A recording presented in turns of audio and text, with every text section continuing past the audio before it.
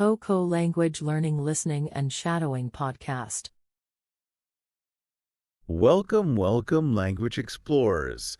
I'm Jacob, and I am so really thrilled to be diving deep with you today. And I'm Allie. It's truly wonderful to connect with all of you here on the Deep Dive, which is part of the KoKo Language Learning podcast. How have you been doing? Hope you're feeling good about tackling this topic. I've been doing great, thanks. Just, really excited as always, and I'm genuinely looking forward to exploring today's ideas with you. It's always such a pleasure to connect, and we'll unpack things that can really help our listeners out. Me too.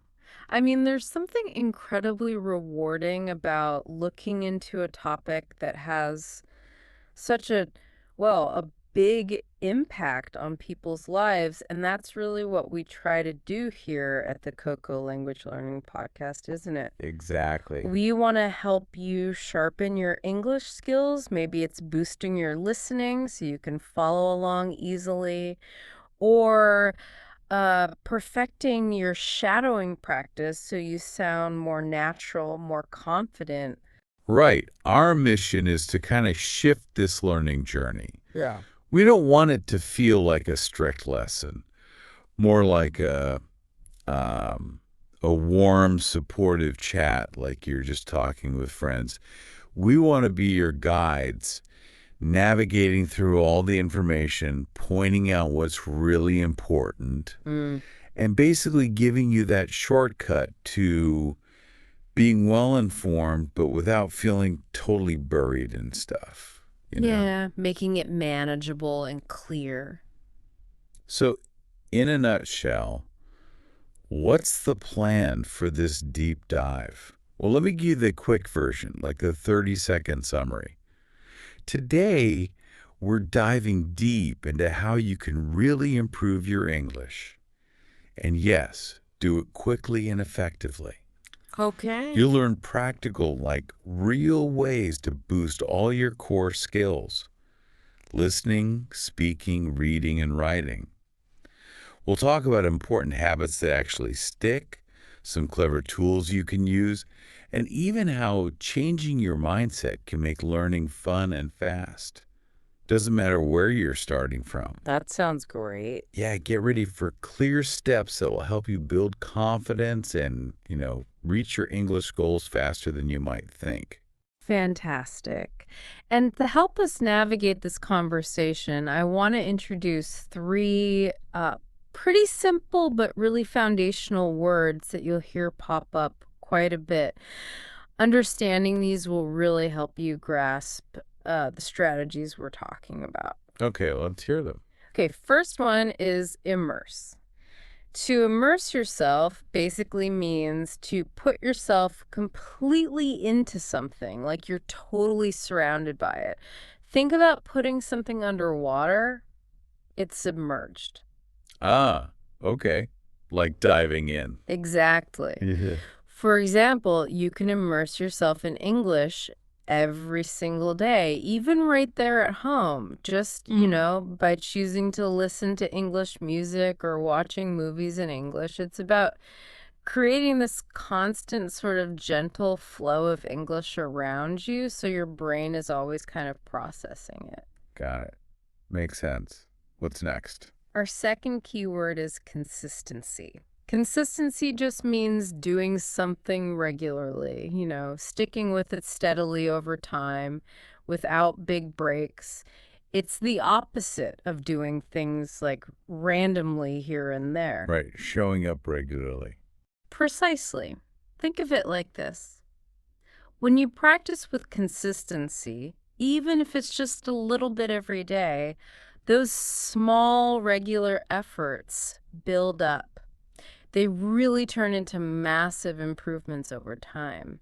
It's about finding a steady rhythm, not trying to do huge study sessions only once in a while. Okay, consistency. Yeah. Very important.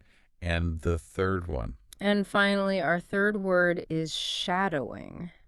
Shadowing is a really effective way to practice speaking. What you do is you listen to a native speaker, Mm-hmm. and then right after them, you try to copy their sounds, their rhythm, their intonation as closely as you possibly can. Almost like you're their echo or, well, their shadow. Oh, interesting. So mimicking them directly. Exactly. For example, shadowing helps you improve your pronunciation a lot because you're actively training your mouth and your ears to copy the natural flow and sound of a native speaker. You're building that crucial muscle memory for the sounds. Okay, immerse, consistency, and shadowing. Got it. Those sound like they'll be really useful today. They will be. They're sort of pillars for accelerating your English learning. Wonderful. Okay, with those key terms in mind, let's start by setting the scene a bit. For lots of people, learning English can feel, well, pretty overwhelming, right? Especially when you really want to learn fast. Hmm. I remember reading some information about a learner, and their story really stuck with me. They talked about struggling so much with listening comprehension at the beginning. It was just incredibly hard to really understand what native speakers were saying. Yeah, that's a common one. It really is. Mhm. And even after moving to an English-speaking country, the problem didn't just disappear. It was super frustrating. Actually, despite putting in a lot of effort, they ended up failing a listening test at the end of the semester. Oh, wow. That must have been tough. Yeah, it sounds like it was a real setback. But here's the Mhm. thing, instead of just giving up, they decided to face it head on. They came up with a really specific plan to tackle that listening challenge. That's really inspiring. And that feeling, hitting a wall, especially with listening, it's so, so common. It's a huge challenge for countless learners all over the world. That story really highlights why so many people want to learn English quickly and well. Definitely. Whether it's for their career or for travel or just, personal growth and connecting with people, English is a global language after all. And our goal here is really to help you become truly well informed, to help you gain that crucial knowledge quickly, but also thoroughly, making the whole learning journey feel smoother and more efficient. Right. So wanting to learn fast is a big motivator. But before we jump into the how-to, it feels important to understand why. Why do so many learners struggle or feel like they're failing, even when they really want to succeed? Some information points to some pretty clear pitfalls we can all learn from. That's a really good point. Understanding the obstacles before trying to jump over them makes sense. And one of the biggest reasons people struggle, maybe feel stuck, is a lack of clear, defined goals. Yeah. Yeah, without specific measurable goals, it's just so easy to lose your way, feel kind of aimless, or honestly, just give up when things get tough, which they inevitably do sometimes. It's like, starting a long trip without knowing where you're actually going. Exactly. If you don't have clear, achievable goals, you're basically sailing without a map. How do you know where you're headed? Or, maybe more importantly, how do you know when you've actually made real progress? That feeling of aimlessness can be so demotivating. It really can. So, to set effective goals, they need to be specific, measurable, achievable, relevant, and time bound. You might have heard the acronym SMART goals. Yes, smart goals. That's the idea. A practical thing you could try, like right after listening to this, is to set one specific achievable goal just for the next month. Maybe it's understanding 80% of a simple English podcast episode without needing the transcript all the time. Okay, that sounds doable. Or maybe it's being able to have a confident 5-minute chat about your daily routine. Once you have that specific goal, you work backward. Plan out the small daily or weekly steps you need to take to get there. The key is finding that sweet spot for your goals, challenging enough to push you a bit so it feels like an achievement, but not so crazy hard that they feel impossible and you just burn out. Breaking it down like that makes so much sense. It really connects to what we know about building habits that last. And speaking of habits, that brings us to another major hurdle: an inconsistent learning routine. We hear it all the time. Consistency is key in language learning. But it's not about cramming for hours every day, is it? It's more about doing a little bit regularly. That's absolutely right. And it's maybe the most critical factor for long-term success. Consistency isn't just like a nice idea. It's fundamental to how our brains learn new things. To really make English learning part of your life, you have to build consistent habits. So how do you do that? Well, one suggestion is to actually schedule it.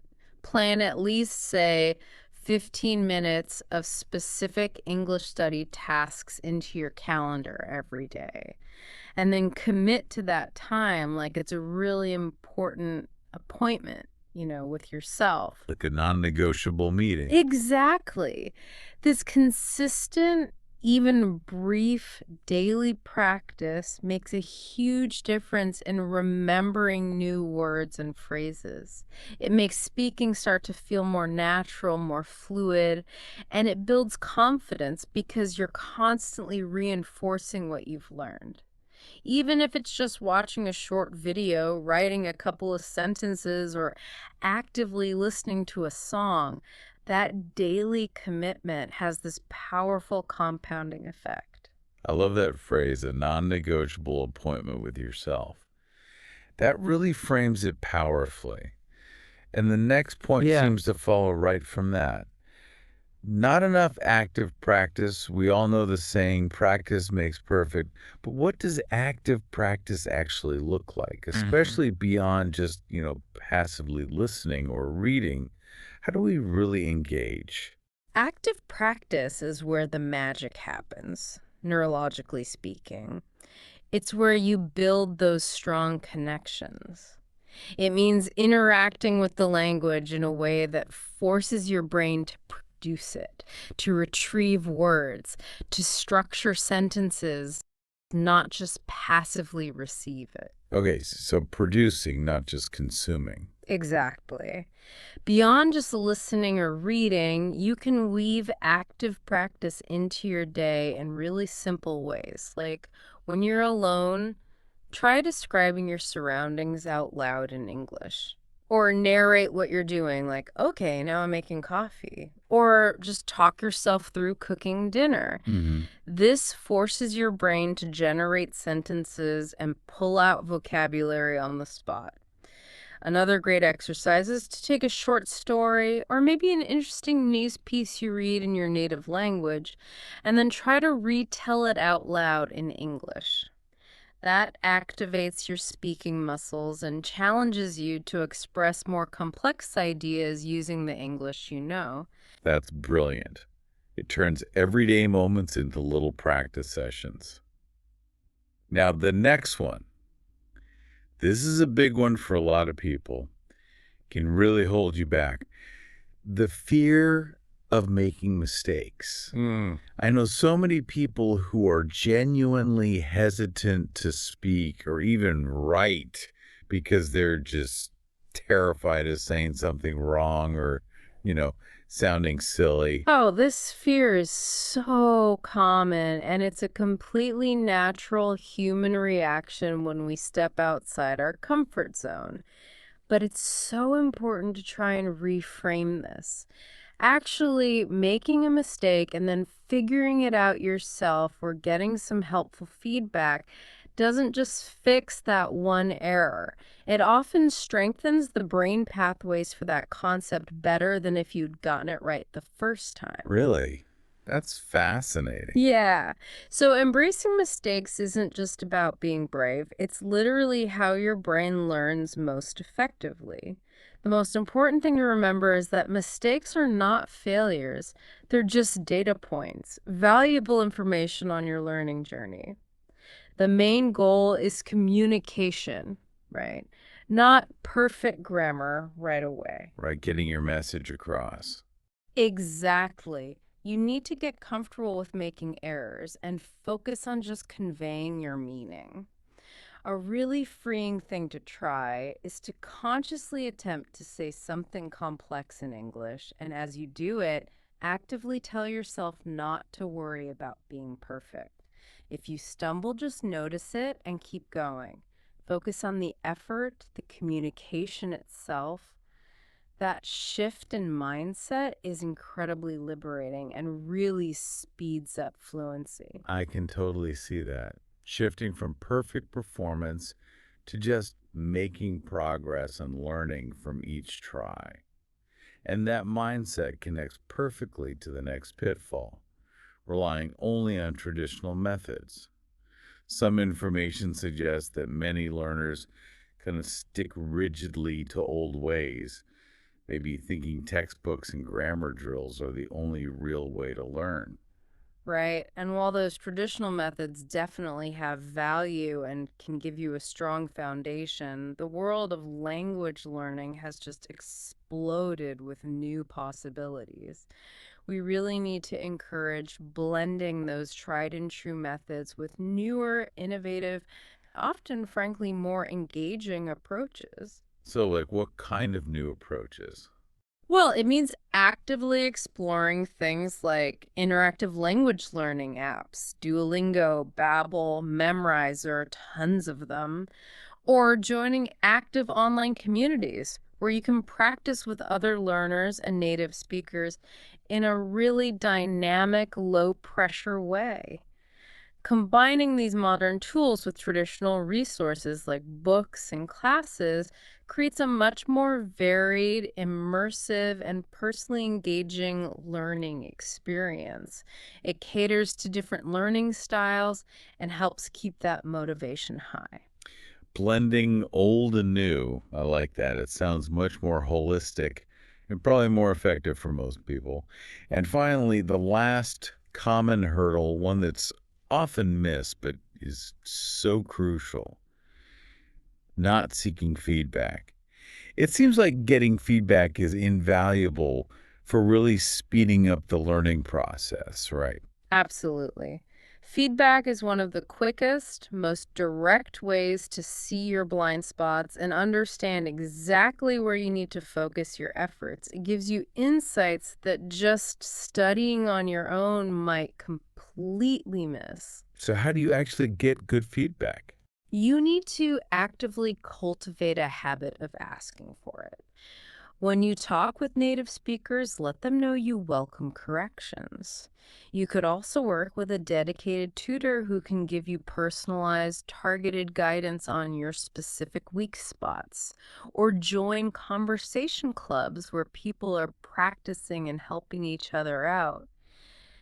Getting corrections isn't a criticism, it's a powerful sign that you're engaged, you're learning, and you're open to improving faster. It helps you spot patterns in your mistakes and fix them systematically.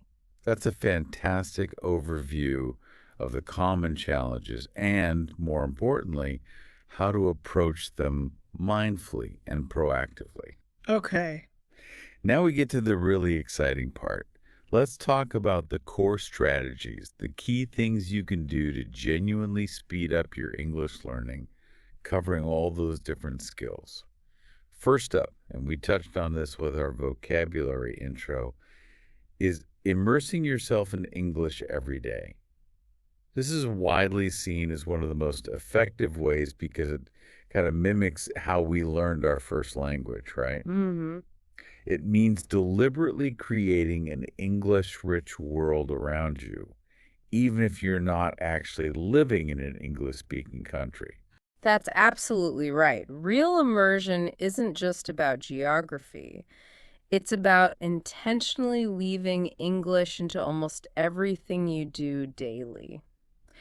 Practically speaking, you can start with simple but powerful changes, like switch the language settings on your phone, your computer, maybe even your TV or smart speaker to English. Oh, yeah, that's a good one. It sounds small, but you'll constantly see new words and phrases in contexts you already understand. Beyond that, actively choose to listen to English music, podcasts, or internet radio. This trains your ear to different accents, speech patterns, and the natural flow of conversation. And movies and TV shows. Definitely. Watching English movies and TV shows is fantastic. Maybe start with English subtitles on, then challenge yourself to turn them off as you get better. Yeah. The main goal is just to surround yourself with English media as much as possible. If you can, join local or online events where English is spoken, or actively look for daily, even short, chats with native speakers. Language exchange apps are great for this. And here's a powerful tip that people often skip. Practice speaking in front of a mirror. Or even better, record yourself speaking.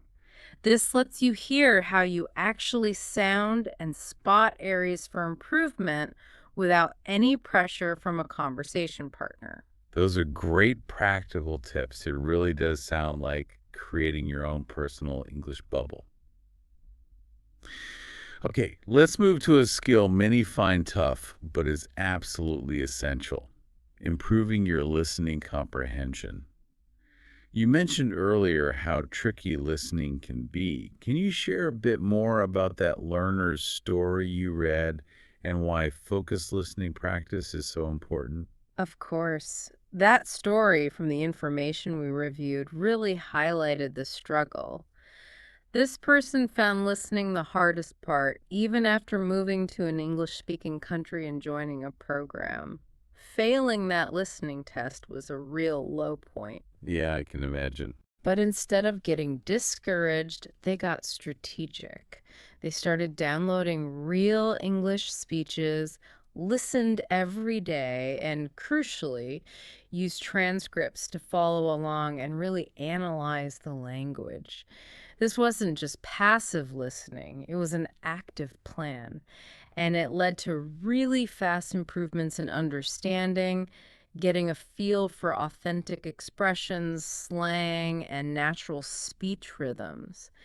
It just shows that listening isn't just important, it's fundamental for communication.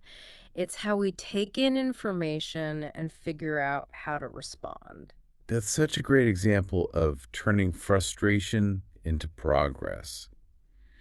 So, for those of us wanting to boost our listening skills, what are some specific effective strategies that came out of that kind of dedicated learning? Yeah, there are definitely some valuable strategies. First, something often overlooked is getting the main idea from the introduction.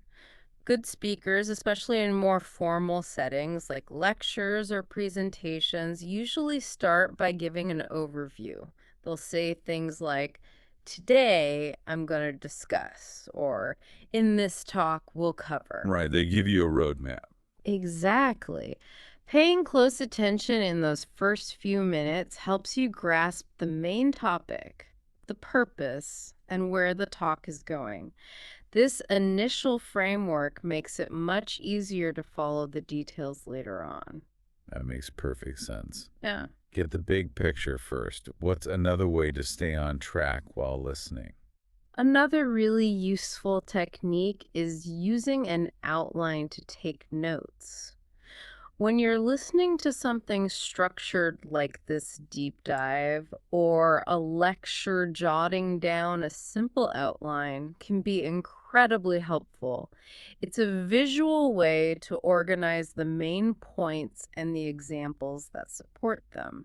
So, like, point one, then bullet points underneath. Precisely. You could write point one or step A, and then under that, list key examples or details. You're not trying to write everything down that's impossible. You're actively processing and sorting the information as you hear it, which really helps you understand and remember it better. So it's about active organization in real time. I can see how that would help with complex topics. Definitely. And kind of related to outlining, you can also benefit a lot from using graphic organizers. These are visual tools. You could draw a quick Venn diagram if someone's comparing two things, or maybe a simple cause and effect chart if they're explaining relationship. Visual aids for your own notes. Exactly. These diagrams help you see how different ideas connect. It makes complex information much easier to digest and recall later. Visual learning is super powerful. Okay, what about when you hear completely new words or technical terms? How can you figure those out quickly without losing the thread? That brings us to listening for definitions. When speakers introduce new or important terms, especially in academic or professional talks, they almost always define them, usually right away. They might use clear phrases like, that is, it means, what I mean by X is, or they might just pause and rephrase using the term. Actively listening for these definition clues helps you grab the meaning instantly without having to stop and look it up, so you stay in the flow. That's a great trick for unlocking vocabulary as you go. And once we have the main ideas and definitions, how do we catch those important details that really fill out the picture? You focus carefully on listening for supporting details. Speakers use examples and evidence to make their points stronger. Listen for signal phrases like such as, for example, to illustrate, or one instances. Paying attention to these flags helps you identify the specific examples, evidence, or explanations that back up the main ideas. This really deepens your understanding of the whole message. It's about spotting the proof. So the speaker's going to give you little signposts for what's coming next. What about when they're comparing things or showing differences? When speakers compare or contrast ideas or items, they also use specific signal words. For similarities, listen for similar to, both, likewise, in the same way. For differences, listen for, on the other hand, unlike, however, whereas, in contrast. Recognizing these markers helps you quickly grasp how ideas relate. Are they alike or different? This is key for understanding nuances. That's really useful for sorting out complex arguments. What if a speaker mentions research or refers to a source? How do we pick up on that? That's where listening for referencing phrases comes in. Speakers often mention findings from studies or surveys. They use specific phrases like, according to study reports, research shows, or the findings suggest. These phrases signal they're bringing in outside evidence. Noticing them helps you identify important supporting details and understand where the information's coming from, which adds context and credibility. Okay, so recognizing when the information is being backed up. What about understanding cause and effect, how one thing leads to another? Understanding causes and effects is super important, especially when someone's explaining a process or why something happened. Actively listen for words like because, due to, as a result, therefore, consequently, so. For instance, if you hear because student numbers increased, the university added more classes, your brain should immediately link the cause, more students, to the effect, more classes. This helps you follow the logic. That's a clear way to track logical steps. And lastly, if a problem is brought up, how do we listen effectively for the solutions? When speakers talk about problems, they often follow up with potential solutions. So, listening for solutions to problems is key. If you're listening to something about a challenge, consciously ask yourself, okay, how could this be solved? Or what's the proposed fix here? This keeps your mind engaged and ready to catch the speaker's suggestions. Active questioning in your own mind. Exactly. And one final really useful technique is verifying hypotheses. Before you listen, or as you start, based on the title or what you already know, make some predictions. What do I think this will be about? Then, as you listen, actively check. Was my prediction right, or is it different? This predictive listening keeps your brain super active and focused, improving both understanding and memory. Wow, those are incredibly thorough and practical strategies for listening. It really sounds like being an active participant, even when you're just listening. A total mindset shift. Okay, next up, reading. Reading. It's not just about looking at words on a page. It's a truly amazing way to naturally discover new words, see grammar in action, and pick up common phrases. Reading in English doesn't just boost your language skills, it also broadens your general knowledge and understanding of different cultures. Absolutely. Reading is a cornerstone and often the most enjoyable form of immersion you can do anywhere. First tip, read everything. Seriously, don't just stick to textbooks. Read books, articles, news, social media, even like the back of a cereal box or instructions. The cereal box. Hey, it works. Seeing words you already know in new context helps them stick in your memory. More importantly, your brain starts to passively absorb grammar patterns and common word pairings just through seeing them repeatedly. It builds an intuition for the language. Second, and this is crucial for staying motivated, pick things you find interesting. Choose topics you actually enjoy, could be romance, thrillers, history, sports, whatever. When you care about the content, you stay engaged and are much more likely to keep going, even when it gets a bit challenging. I love that. Reading something enjoyable turns it from a chore into a pleasure, making learning feel almost effortless. What about starting out if you feel a bit intimidated by, say, a long novel? Great point. A really effective strategy is to start small. Don't feel you have to tackle a huge book right away. Begin with shorter things like articles, short stories, or even children's books. This builds confidence without feeling overwhelming. And as you read, make it active. Take note of new vocabulary.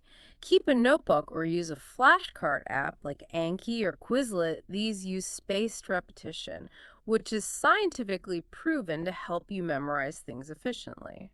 Spaced repetition, right. Showing you the word just before you forget it. Exactly. And it's crucial to write down new words in context, meaning in the sentence you found them, along with the definition. This helps you remember not just the word, but how it's naturally used. That context is so important for using the word correctly later on, not just knowing its definition. Yes, context is everything. Also, try to use context clues.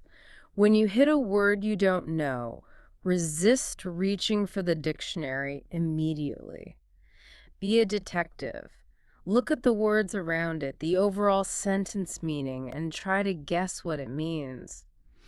This skill helps you read more smoothly without constant stops and improves your guessing ability.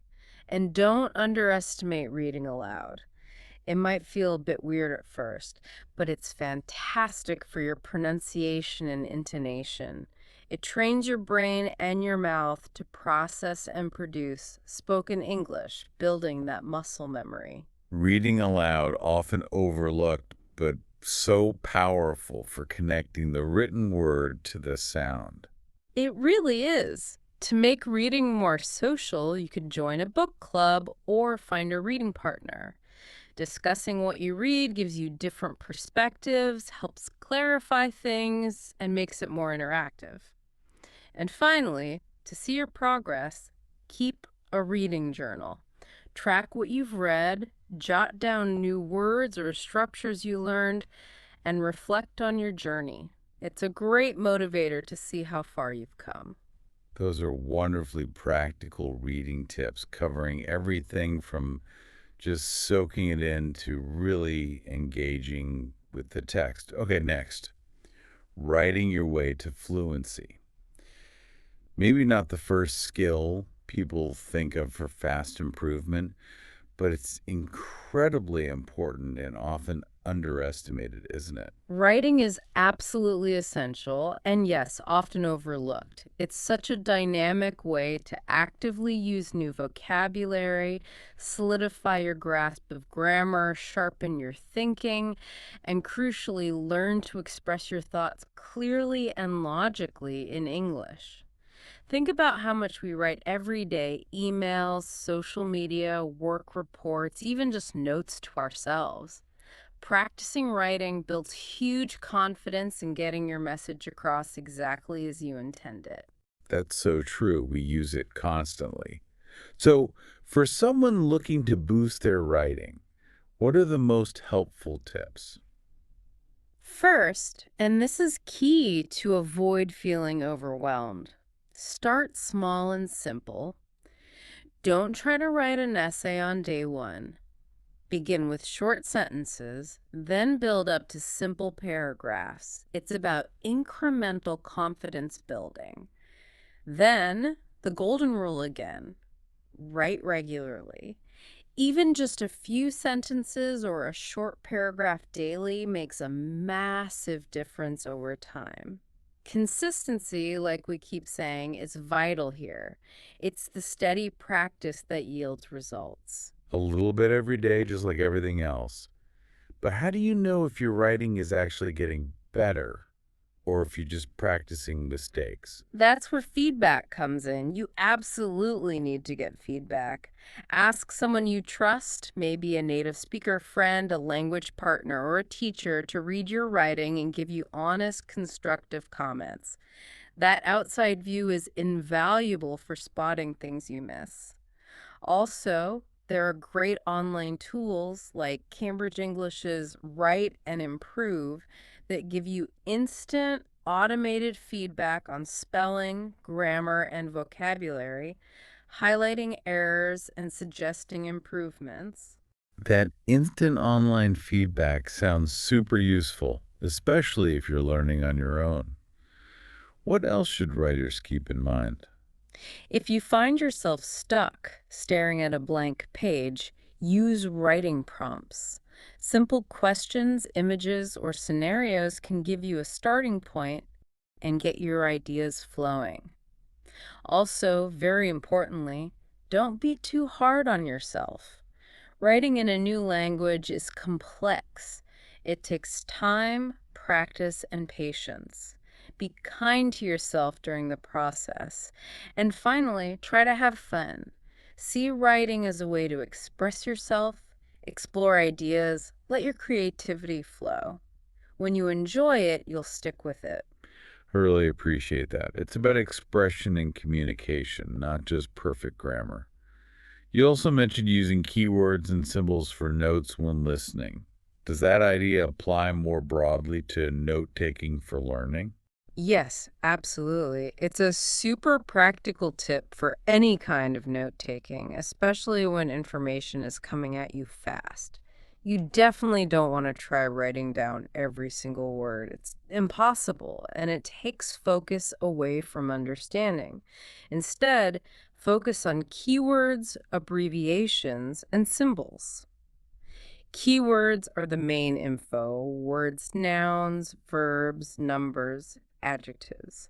You can also create your own shorthand system like X, for example, plus make for and, for leads to, for means. So you create your own code, basically. Pretty much. For example, if you heard a long sentence like, the study concluded that employee motivation is influenced not only by salary, but also significantly by comparison to colleagues' earnings, you could quickly jot down study, motivation, the salary, plus coworker pay comparison. It captures the core meaning much faster, letting your brain focus on understanding, not just transcribing. That's incredible. You're absolutely right. This is where many learners feel most vulnerable, but it's also where the biggest breakthroughs often happen. The first, most crucial tip is the simplest, but often the hardest. Speak, speak, speak. You have to grab every chance to practice often and with different people. Easier said than done sometimes. It can be. If you're in an English-speaking place, talk to friends, coworkers, shop assistants. If not, find online language exchange partners, join virtual communities, talk to anyone you can. The more you produce the language, the more automatic it becomes. Or if you're alone or feeling shy. Then talk to yourself. It might feel a bit weird at first, but it's an amazing zero-pressure way to get your English brain working. Describe things around you, narrate your actions, voice your thoughts out loud in English. Another powerful, though maybe slightly intimidating tip is to record your voice. Oh, the dreaded recording. Haha. Yeah, most people don't love hearing themselves. But it's so beneficial for self-correction. Listen back critically. Notice your pronunciation, your rhythm, maybe grammar slip-ups. You might surprise yourself with your progress over time. And you can share recordings with a teacher or native speaker for specific feedback. Recording is brave but effective. You catch things you miss otherwise. Exactly. Also, focus on learning phrases, not just single words. Instead of just memorizing lists, learn common expressions, word combinations, collocations, and idioms. Like, instead of always saying, hello, how are you? Try, how's it going? Or what's new? Learning natural chunks of language makes you sound much less like a textbook and more fluent. That makes sense. Sounding more natural, less robotic. What about phone calls? They can be scary without visual cues. They can be, but the way to overcome it is to pick up the phone. Start with easier calls, maybe to friends, then work up to harder ones like making appointments. A great tip is to prepare a little cheat sheet beforehand with key phrases and vocabulary you think you'll need. It reduces anxiety. And finally, super important, have fun, make it playful.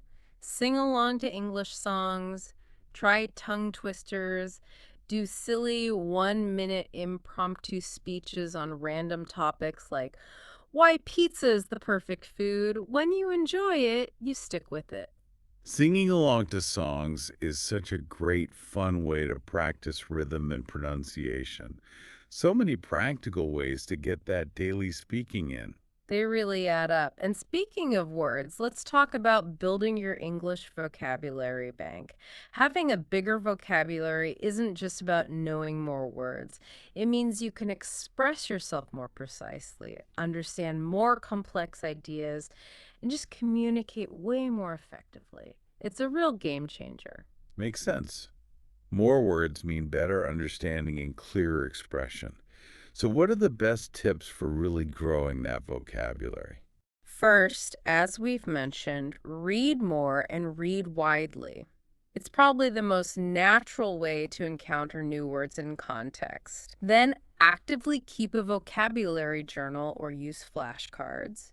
When you find a new word, write it down, look up its meaning, and crucially, use those spaced repetition tools like Anki or Quizlet. They use algorithms to show you words right when you need to review them, making memorization super efficient. Mm. And always, always learn words in context. Don't just memorize lists.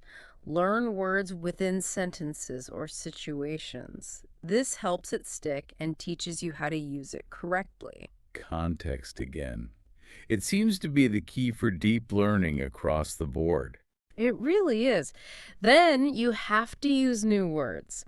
Make a conscious effort to slip your newly learned words into your daily conversations and writing. This active use moves them from passive knowledge to active vocabulary you can actually use. A fun practical tip for home is to label objects. Put sticky notes with English names on things around your house chair, fridge, window, and say the word aloud when you see it. It's simple visual and audio reinforcement. And finally, a really strategic tip. Learn the 1,000 most common words first. Research shows these high-frequency words make up something like 80% of everyday conversation. Focusing on them gives you a strong foundation really quickly. That's such a smart shortcut. Focus on the most common words first for maximum impact. Okay, let's tackle something many find daunting. Learning English grammar rules. It can feel like a huge mountain, but it is climbable. It can feel intimidating, for sure, but it's totally manageable with the right approach. First, start with the basics. Don't try to learn everything at once. Focus on fundamentals like basic verb tenses, past, present, future, pronouns, and simple sentence structure, subject, verb, object. Mastering these gives you a solid framework. Second, use online resources and websites. The internet is full of amazing free and paid resources with clear grammar explanations, exercises, and quizzes. It's like having a grammar tutor available 24/7. Online resources are incredibly accessible now, makes it feel less overwhelming. Exactly. You can also practice tongue twisters. They're fun, but they also often target tricky sounds and grammatical patterns, so you improve both subtly.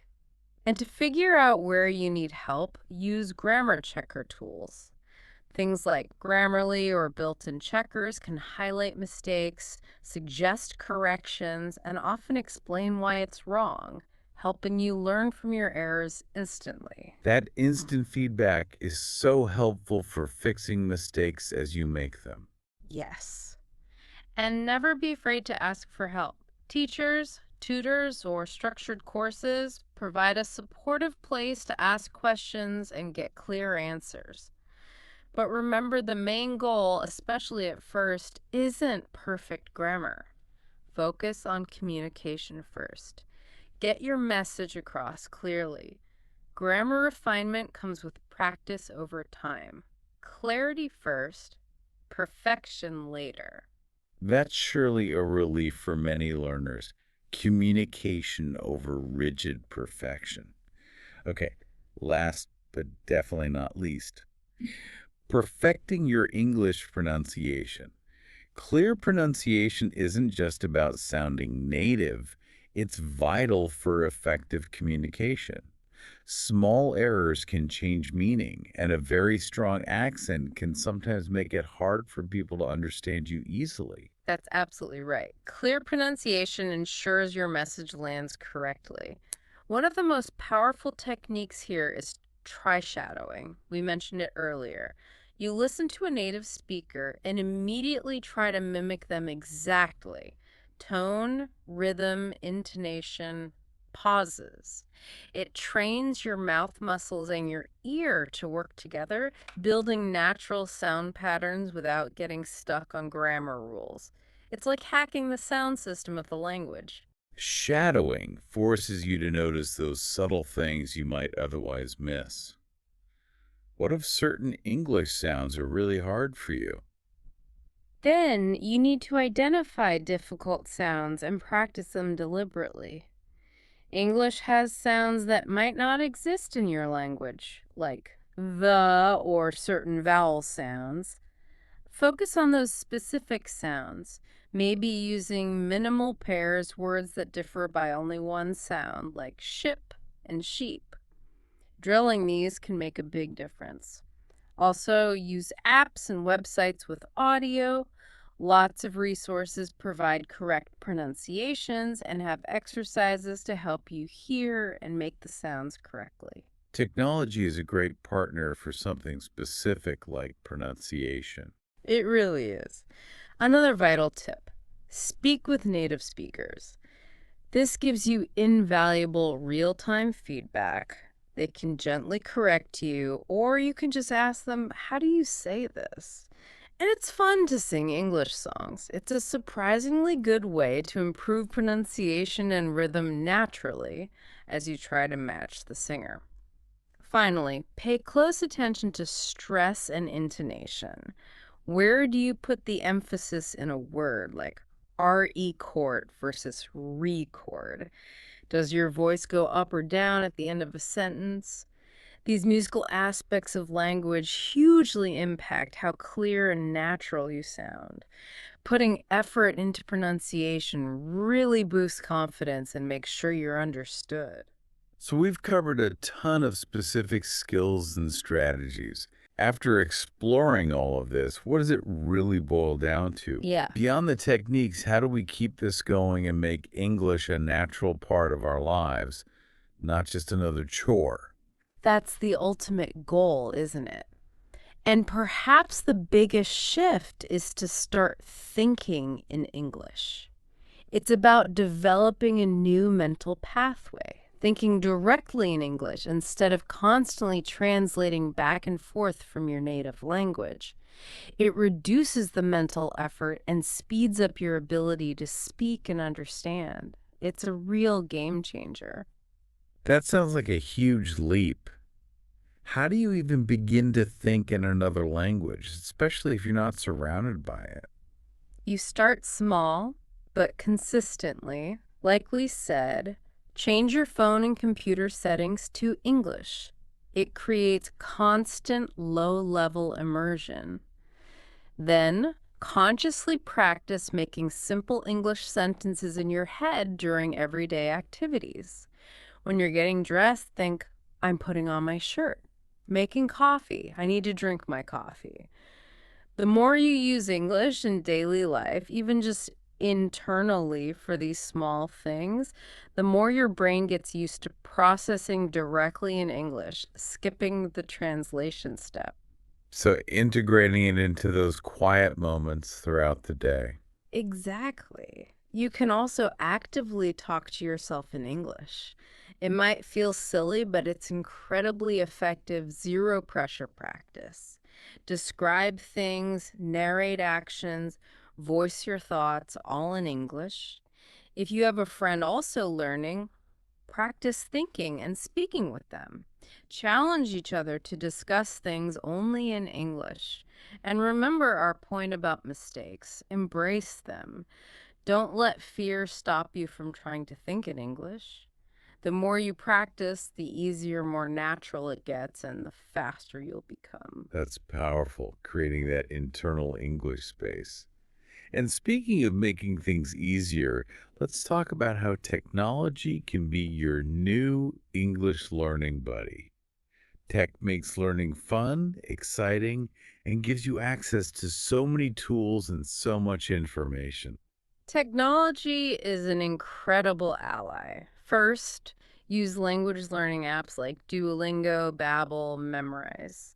They're designed to make learning grammar, vocab, and pronunciation fun and manageable with bite-sized, often game-like lessons. Plus, they often have reminders and track your progress, which helps with motivation. Apps are great for squeezing practice into a busy schedule. Definitely. Beyond apps, watch English videos on YouTube, Netflix, whatever you like. It's fantastic for listening skills and picking up new words usually while you're enjoying yourself.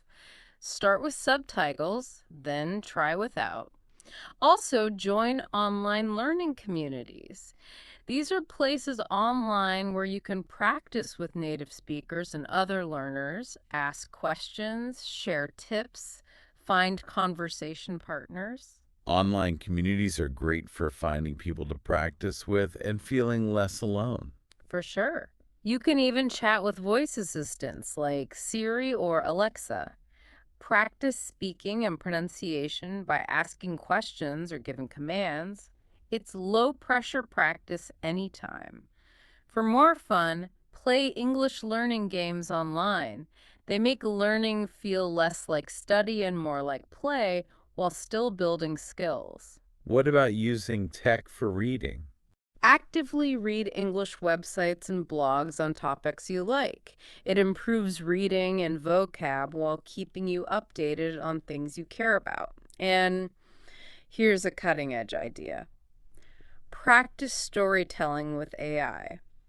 Platforms using large language models like GPT-based tools can act as sophisticated conversation partners. You can tell a story and they can help with structure, suggest better words, give grammar feedback instantly. It helps develop communication skills without judgment. AI for storytelling? That sounds really innovative. What about a more traditional technique enhanced by tech? The translation technique with a modern twist. Don't just translate word for word. Try paraphrasing texts or movie dialogue in your own English words. When watching movies, use native language subtitles first, then try mentally translating into English as you listen. Crucially, practice translating both ways from English to your language and from your language to English. This forces you to notice differences in usage and pay close attention to grammar and structure. Make it a daily habit. Finally, for writing, use online writing tools like Write and Improve or Grammarly. They give instant feedback on spelling, grammar, vocab, helping you polish your writing independently. Wow, technology offers so many ways to support and speed up learning. And as we've stressed, feedback is just so critical for making targeted improvements. So, getting feedback and support really ties everything together. You've mentioned how vital feedback from fluent speakers is. Yes, because it's like having a personal guide, correcting you before bad habits stick. You can get this feedback in several ways. Work with a tutor for personalized, focused help. They can tailor lessons exactly to your weak spots. You can join conversation clubs, either locally or online. These are great for practicing speaking in a relaxed setting and getting tips from others. And, like we said, actively ask for corrections when speaking with native speakers. Most people are happy to help if they know you want it. What about more formal options like courses? Absolutely. Structured courses from good language schools can be very effective.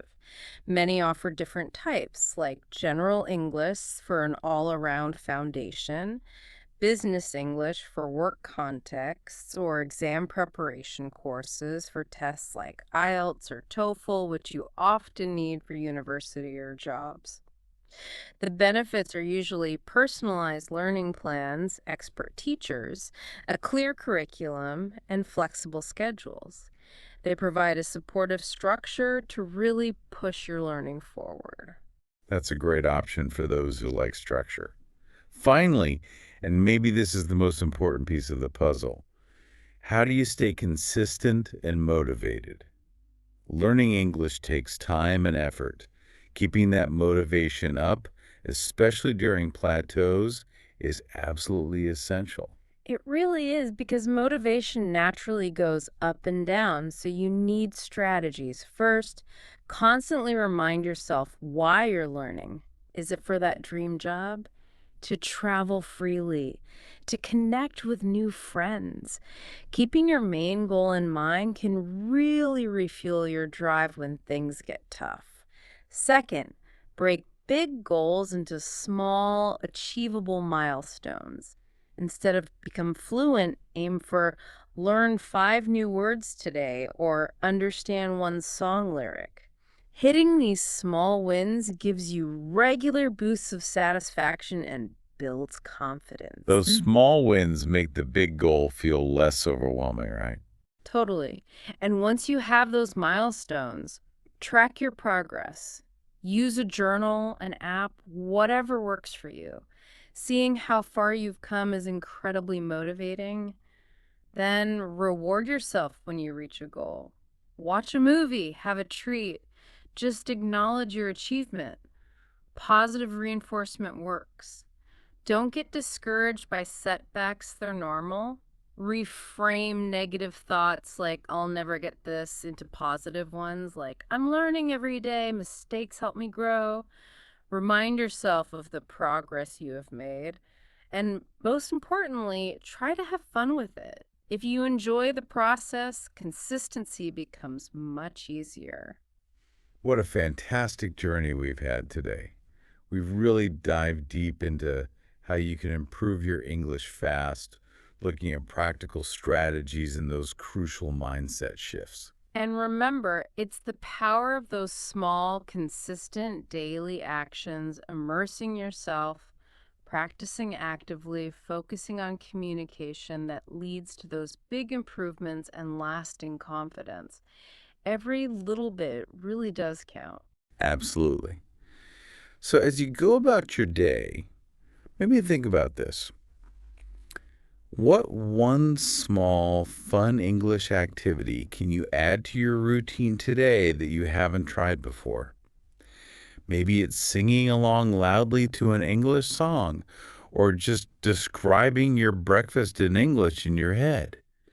How can you make learning English less of a task and more of an exciting part of your everyday adventure?